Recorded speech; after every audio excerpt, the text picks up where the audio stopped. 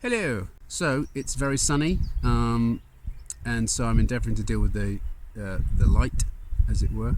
Um, Another month has gone where classes happened, and this big issue about achieving your creative state, your goal, really comes up. And I think an important thing to consider in your understanding with the craft of acting isn't just how do you learn to be an actor, but how do you practice to be an actor. And it is your daily practice that will eventually really fulfill you, because it's where your growth will come. And I don't just mean practice for auditions and working on set and so forth. I'm talking actually about really practicing so that your instrument, the totality of you, really comes into play. And that would mean that you'd have to go beyond your comfort zones. That would mean that you'd have to go beyond. What I mean by comfort zones is really about you acquiring things.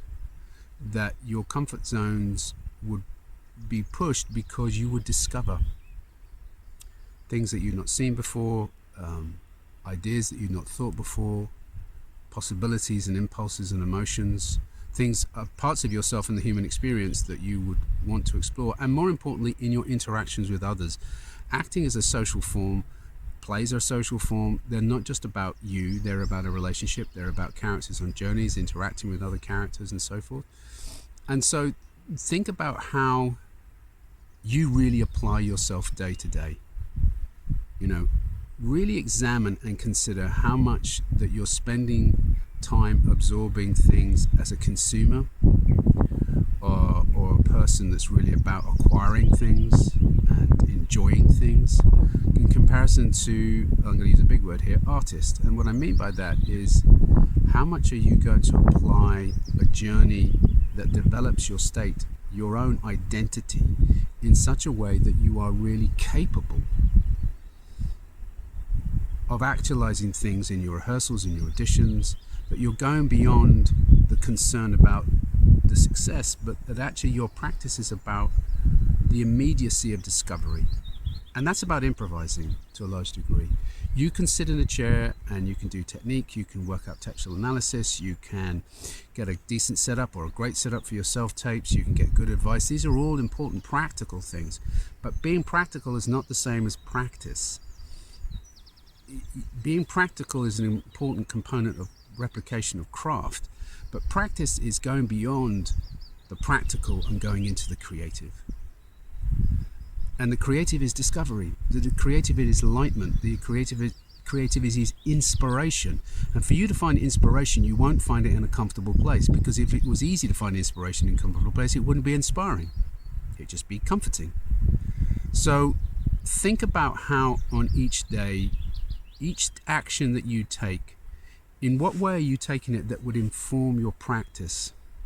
And that means, how do I reach out from my comfort zones? How do I engage with the world? Your job as an actor is to reveal not just a human being, but the world that that human being lives in. And if you spend most of your time buried in social media, if you spend most of your time wondering about how you look, if you spend most of your time concerned who's successful and who's not, you're fundamentally just actually compounding the problem rather than liberating yourself from it. Here comes Bonkers. Hello. Do you want to throw that? Should I throw the ball for you? Right, there you go. So, think about it. Because every opportunity, every time your body presents you with a thought, an impulse, an emotion, if you've been studying this month, and it's the first month particularly, the process is to give you greater insight to how you stimulate and listen to your thoughts, impulses, and emotions. See, my dog is just full of thoughts, impulses, and emotions, aren't you? Ready? Ready? Got that. There you go. How do you practice them? Because they're there already. Method doesn't give you something. Method uncovers what's already there. It's how you work with what's there that's really going to define whether you're a creative entity or not. And that would be about how each opportunity is to engage creatively with things. Reading books, talking to people on the street corner, observing life as it goes along, culturally expanding your understanding of the world, politically or economically, intellectually, experientially, impulsively, so that you are learning, that you are on a journey, not just trying to make every action about acquiring results. And this is the biggest obstacle to creativity in the present context, is how many people say, I'll do it if I think I'll gain from it, rather than I'll do it because I'll learn from it, I'll grow from it, I will expand from it. So practice is really important, sitting in a chair, doing your basic relaxation, but every moment will inform whether you grow or shrink creatively within this industry and within yourself as a human being, and thus potentially what you're capable of doing creatively as you use your humanity to thus reveal the life of some other human being. So think about it, look at it, and really consider it. And then the bottom line is going to be, am I going to change it? Because if I find habits and ways that I'm doing things that aren't helping me, then I'm not going to grow as an actor. Chew on it, because the gates are opening, the world's alive, and you can get sucked back into doing things which really are just going to make you spin around in circles, or you can readdress and be more thoughtful and radical about how you feed your instrument each day, each week, each month, so that in 6 months' time or a year's time, you pop your head up and go, wow, everything has changed because I changed. That's the bottom line. Change doesn't come unless you do. It's not given to you. Like a career, like creativity, you grow into it, you take it, you bring it alive. So you have to bring yourself alive first.